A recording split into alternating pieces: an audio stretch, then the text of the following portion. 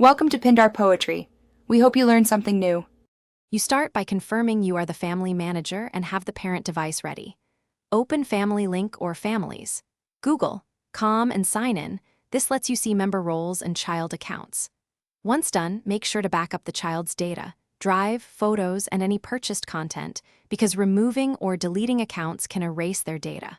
If another adult is family manager, you'll need their cooperation to proceed. With control and backups verified, you're ready for the next step to remove or transfer the child account. Now open the child's profile in Family Link and check available options. You can remove the child from the family or delete their Google account. Choose Remove if you want to disband them from the group, but keep the account. Choose Delete to permanently erase the child account and data. Read the warnings carefully, because deletion is irreversible. If the interface prevents removing a child under 13, prepare ownership proof and contact Google support through the Family Link help flow so they can guide removal or transfer. Once every member including the child has been removed or the child account deleted, go to Families.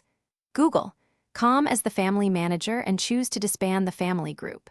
Confirm any final prompts and review linked services like Google One, Play subscriptions, or shared payment methods to unlink them. Make sure no child profiles remain attached. Make sure subscriptions are reassigned. If something goes wrong, such as blocked removal, collect account ID, purchase receipts, and screenshots, then contact Google support and explain. Thanks for watching. Consider subscribing if we helped you.